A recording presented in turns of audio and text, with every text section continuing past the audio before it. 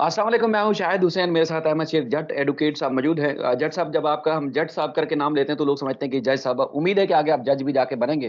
राब्ता रहता है आपसे भी, रात में भी दिन में भी, और मुख्तलिफ इश्यूज के ऊपर गुफ्तगू भी रहती है। सर, पिछले दिनों आपने एक व्लॉग किया, मौका नहीं मिल सका चूंकि डॉक्यूमेंट तो मेरे पास भी थे। लेकिन सर, अगर मैं सिर्फ वो बयान पढ़ के लोगों को बताऊं तो वो मजा नहीं आएगा, वो चस्प नहीं आएगी लोगों को कि क्या खामी है, क्या खूबी है, क्या नई बात है, क्या पुरानी बात है, कहाँ ये इस बयान के बाद मुलजिम मजीद फंसे हैं या मजीद उनके कोई रास्ते खुल गए हैं। तो आप तो काइंडली एक तो वो स्टेटमेंट जिन लोगों ने नहीं देखा, मेरे व्यूअर्स ने, उनको स्टेटमेंट बताइएगा कि शब्बीर जो कि एक मरकजी मुलजिमों में से एक है, अगवाकारों में से एक है, और उसके बाद फिर उसका नया क्या है जो कराची में दोबारा उसने स्टेटमेंट दिया 161 का।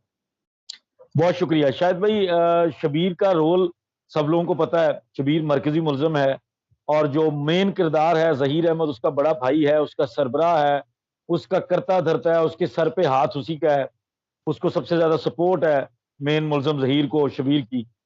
शबीर ने 25 जुलाई को एक बयान दिया था सिंध पुलिस के सामने। इससे कबल शबीर ने बेशुमार तरह किस्म के उसके जो है ना वो कॉन्ट्राडिक्टरी स्टेटमेंट्स हमारे सामने आई। एक उसकी मुबैना बहन, उसने साबित करने की कोशिश की इसको बेगुनाह, इनोसेंट, सच्चा, शरीफ, बड़ा मोतबर। उससे कबल इसका एक और शायद पेड यूट्यूबर था, उसने इसको बड़ा सच्चा साबित करने की कोशिश की, जिसको जिसका इनाम उसने ये दिया कि वो हर जगह बताता भी था कि वो बंदा हमारे हक में वीडियोस करता है, इसलिए मैं उसको इंटरव्यू देता हूँ। शबीर ने ना सर, बड़ा एक मेजर पॉइंट पहले मैं आपको बताता हूँ, फिर मैं उसकी वो स्टेप बाय स्टेप सारी चीजें बताऊंगा। शबीर ने आज तक एक स्टांस बनाया था कि हम कराची एक दफा गए थे, जब बच्ची का रिश्ता मांगने गए थे और सखर जाते ही हमें ना हो गई थी। उसके बाद हम रिश्तेदार के घर ठहरे थे। उसके बाद शबीर ने कहा था कि मैं कराची नहीं गया, ना मेरी मामा गई, ना मेरे पापा गए, ना पता नहीं कौन कौन गया। लेकिन इस बयान के अंदर शबीर ने चपेड़े मारी हैं अपने तर्जुमानों को। मैं कहता हूं सर, उनको क्या उसने सबक सिखाया है। सबको झूठा और बदयानत साबित करते हुए उसने उल्टा के परे फेंका है सारा बयान। उसने बताया कि जी पहले हम गए रिश्ता मांगने, ना हो गई, बच्ची के साथ ही हमारी सारी डील चल रही थी, जो बच्ची 13-14 साल की है। उसके बाद दोबारा हम गए हैं 16 अप्रैल को, क्योंकि हमें दोबारा बुला लिया उसी कमसन मगविया ने। और इस दफा मैं और जहीर गए हैं, और जो अपेरेंटली समझ आती है उसका मतलब था कि तकरीबन 4 से 5 गाड़ियां हमने इस्तेमाल की इस सफर के दौरान। और हम एक जगह से कोई 150-200 किलोमीटर के बाद गाड़ी बदल देते थे। कोई वजह हो सकती है, उसने ये बताया है। सेकेंडली उसने कहा जी कि हम कराची पहुंचकर वो मतलब एक बड़ा मजेदार किस्म का उसने ना बयान बनाया है, बड़ी मजेदार स्टोरी बनाई है। कराची सैराब गोट तक उसने 4 गाड़ियां और एक बस बदली है, उसके बाद वहां पहुंचे हैं। वो जिक्र नहीं किया जहां खड़े होकर जहीर की तस्वीरें बनी थी, जो बाबर भाई ने हमें पब्लिक को दिखाई थी जब इनकी सीडीआर पकड़ी थी। जिस बिल्डिंग में ठहरे थे उसका जिक्र हुआ था, जिस प्लाजे में या जिस छत पे खड़े रहे उसका जिक्र हुआ था, लेकिन इन्होंने एक मंजिल पंप का जिक्र किया। और शबीर साहब फरमाते हैं कि जी 16 तारीख को हम वहां पहुंचे हैं। वहां पहुंच के फिर हमें दुआ ने वही कहानी करा दी कि मेरे पापा नहीं मान रहे, मुझे बस भगा के ले जाओ।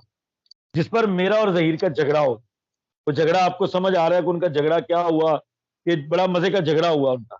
वो कहता है जी हमारा आपस में झगड़ा हो गया, और मैंने जहीर को कहा कि अगर इतनी जो तुमसे मोहब्बत करती है तो इसको कहो तुम भाग के लाहौर आ जाओ, वहां खुद आ जाए, वहां जाके हम इसको देख लेंगे, अगला काम कर लेंगे। अच्छा, अब ये मतलब 16 उसने, की बात कर रहे हैं सर। जी जी 16 अप्रैल की, 16 अप्रैल को कराची के अंदर खड़े हो गए ना दोनों भाइयों की एक पंप के ऊपर डिस्कशन हो रही है। मंजिल पंप है कोई सर, वो अब बेहतर जी आपको पता होगा किस जगह पे है। जी जी, बिल्कुल है। मंजिल पंप पे वो आपस में उनका बहस मुबाहिसा हुआ है, लड़ाई हो गई। मैंने कहा कि वो उसको कहो कि खुद आ जाए, और फिर भाइयों का झगड़ा हो गया। फिर जहीर का और दुआ का राब्ता खत्म हो गया। ठीक है जी। अच्छा, उसके बाद वो कहते हैं जी कि हम दोबारा निकले, एक कार पे हैदराबाद, दूसरी कार पे सखर, तीसरी कार पे भावलपुर, चौथी कार पे पता नहीं कौन कौन से रूट से होते हुए लाहौर पहुंचे। तो आगे से दुआ ने हमें सरप्राइज दे दिया। उसने कहा लो मैं भी लाहौर पहुंच गई, तुम भी लाहौर पहुंच गई और मैं भी लाहौर पहुंच गई। और इस पे फिर सर, दोनों ये भाइयों वैसे का मिलाप हो। ये वैसे ड्रामाई स्टेटमेंट नहीं है सर, ड्रामों में तकरीबन सर ऐसा होता निहायत जान माई, ये सिंध पुलिस तो चलो ठीक है, उनको दामाद मानती है दोनों भाइयों को, उनके लिए तो बहुत अच्छी है, मोतबर स्टेटमेंट है। लेकिन यकीन करें, अगर जरा सी भी समझ बूझ वाला बंदा, जरा सा भी प्रूडेंट माइंड बंदा वो इस स्टेटमेंट को सुनेगा, जब लोगों ने भी सुनी है, लोगों ने फीडबैक दिया है, सर चपेड़े मारने को दिल करता है कि यार बेवकूफ है हम पागल हैं, क्या किया क्या जा रहा है, पागल बनाया जा रहा है आवाम को। आप लोगों को क्या समझ रहे हो कि लोगों के बिल्कुल समझ बूझ नहीं है, अक्ल नहीं है। तो एक अजीब सी स्टोरी कि 16 को वहां थे, फिर दुआ का और जहीर का राब्ता खत्म हो गया, और फिर अचानक दुआ का राब्ता और जहीर का राब्ता जो है ना, वो सर्विस लाहौर आके खुली, दरमियान में पूरा टाइम सर्विस ही बंद रही, कोई राब्ता नहीं हुआ, कोई कुछ नहीं हुआ। अच्छा, उसके बाद वो कहता है कि यहां बच्ची आके हमने इस करवा दी। बच्ची को अंकल टैक्सी वाले मिल गए, वो शराफत से ले गए, पूरे 22 घंटे का सफर करके 22,000 भरा बिल्कुल, और अच्छा। बिल्कुल। अच्छा, उसके बाद देखें, अब जहीर क्या कहता है। जहीर कहता है 6 जून के बयान में कि मैं लाहौर ही था 16 तारीख को। भाई ने बाद में बता दिया कि नहीं, हम 16 तारीख को तो कराची में खड़े ये बात कर रहे थे। ओहो। मतलब भाई भाई एक दूसरे को ऐसा एक्सपोज किया है। और जो सबसे दिलचस्प चीज है कि शबीर ने उन पेड यूट्यूबर्स को एक्सपोज किया है, जिन पेड यूट्यूबर्स ने, उसके बहनों ने, उसके भाइयों ने आज तक उसकी सिर्फ एक स्टोरी पे फोकस किया कि शबीर और शबीर की मामा दोबारा कराची नहीं गए। लेकिन शबीर ने रख के एक उनके मारी है और अपने बयान के अंदर सारी बाजी पलट। उसने कहा नहीं, मैं तो गया था। और आपको मैं बताऊं, जब जहीर का बयान हम रखेंगे ना सामने, वो जी इससे भी दिलचस्प, जो जब हम आएंगे उसके ऊपर। लेकिन इतनी 180 पे एक दूसरे के बयानात में कॉन्ट्राडिक्शन है कि आप हैरान रह जाएंगे। अब वो सिंध पुलिस ने 25 जुलाई बड़ी इंपॉर्टेंट डेट है, ये आपने याद रखनी है, देखने जी जी। वालों ने भी याद रखनी है, क्योंकि 26 जुलाई को बच्ची का बयान लिया गया, चीजें जोड़ी गई, डॉट्स कनेक्ट किए गए। कराची कराची में जो बयान लिया गया था। जी। और 25 जुलाई को इनका बयान लिया गया। जी 21 जी जुलाई को ये जमानत लेते हैं, 21 से जी। 25 की तारीख होती है, और 25 का बयान इनका लिख लिया जाता है। और उस बयान के अंदर ये सारी एक स्टोरी बनाई जाती है। तो जो बयान है ना उसका, अगर उसको सिर्फ बयान के ऊपर ही मैं कहता हूँ लेके चले ना, मैं तो कहता हूँ बल्कि आप उसको किसी दिन दोबारा पढ़ें, क्योंकि लोग एंजॉय करते हैं। जब मैंने लास्ट टाइम भी पढ़ा था ना शायद भाई, तो इन लोगों की मेमोरी के अंदर रखने के लिए भी और इन लोगों को भी रखने के लिए कि ये बयान जिंदा है। ये बयान कागजों के ऊपर जब होता है तो बयान मिटता नहीं है, सिर्फ शायरी लोगों खत्म नहीं होती। लोगों नहीं बल्कि पुलिस को भी बताना है, अदालतों में प्रोसिक्यूशन को भी याद कराना है कि ये बयान कभी दफन नहीं होंगे। जो ये खिलवाड़ खेला गया है, बच्ची के साथ जुल्म ज्यादती की गई है बिल्कुल। खानदान के साथ, ये दबेगा नहीं। आप ये नहीं कह सकते कि ये कल छूट जाएंगे। सर एक चीज और तो बताएं कि मतलब आपने जाहिर है, आपका जो एक माइंड है वो वकील की हैसियत से आपने इस स्टेटमेंट को आपने देखा। मैं इसको खबर की तरह ले रहा हूँ। लेकिन आप समझ सकते हैं कि इसको जो है वो इस ये जो स्टेटमेंट है इसका, बच्ची का, और उसके बाद फिर मरकजी मुल्जिम जहीर का, वो मतलब 100% सजा का केस है। यानी कि किसी नुक्ते पे बच सकते हैं। हाई कोर्ट ने तो इनको अरमानों को पानी फेर दिया। तो क्या ये सजा का केस है मुकम्मल तौर पर? कहीं बचने का इम्कान तो नहीं है? देखें शायद भाई, हम करेंगे कानून की बात, रियासत पाकिस्तान के कानून की बात। रियासत पाकिस्तान का कानून जो है ना, उसकी दफा 363 ताजीरात पाकिस्तान, 368, 364 ए, 375 को अभी थोड़ी देर के लिए 24 घंटे के लिए साइड पे कर देते हैं। होल्ड कर उसके देते बाद आ जाए, हाँ, उसके बाद आ जाए जो ह्यूमन ट्रैफिकिंग है, उसके बाद आ जाए Sindh child marriage restraint act. मैं अगर इनकी एक एक की प्रोविजंस को पढ़ता जाऊं, और इस केस को मैं क्या, हम उर्दू में लोगों को सुनाते जाएं कि कानून ये कहता है, और साथ बताते जाएं कि ये इवेंट हुआ है, तो सर आप कनेक्ट करके हैरान रह जाएंगे कि ये 100% कन्विक्शन का केस है। मैं डेड श्योर हूं कि अगर कानून के मुताबिक ट्रायल चलता है, देखें ये जितना भी कोई झूठा इंसान भी हो, जितना भी कोई बुरा इंसान भी हो, जो मुल्जमान के मौकफ को लेके चल रहा है, इनका दिफा कर रहा है, कानून की बात पे वो झुटला नहीं सकता, और वो झुटलाएगा भी नहीं। वो बात क्या करेगा, आए बाएं शाएं, बच्ची की मर्जी, बच्ची ने शादी कर ली, बच्ची भाग के गई, देखे बच्ची की उम्र हो गई, ये हो गया वो हो गया।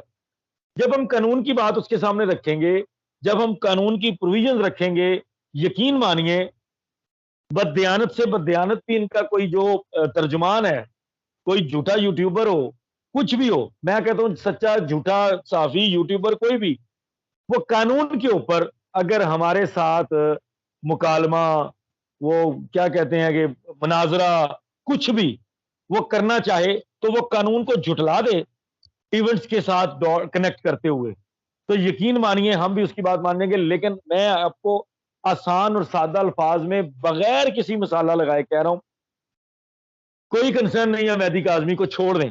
मेहदी काज़मी का नाम एक मिनट के लिए भूल जाएं, दुआज़ारा का नाम भूल जाएं, ज़हीर का नाम भूल जाएं, सिर्फ इसको एक आम मुकदमा लें, इनके अंदर से नाम रिमूव कर दें।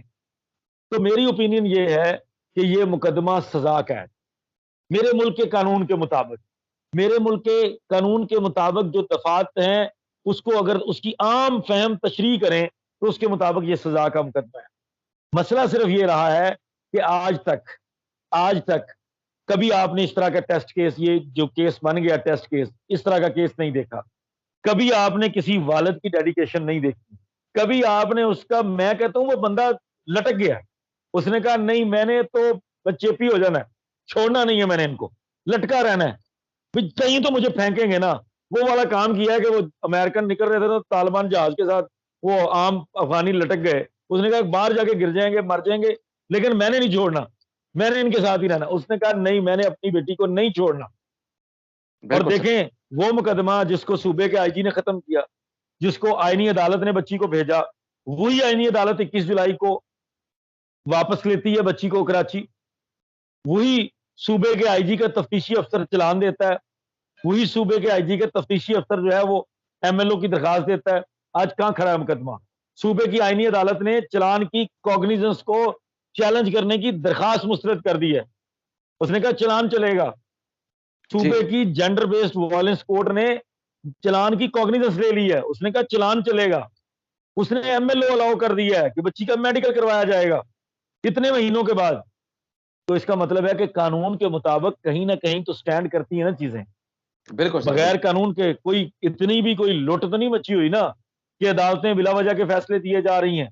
अदालतों से जो फैसले आ रहे हैं, मसला सिर्फ ये था कि कोई कंटेस्ट ही नहीं करता था इन केसेस को।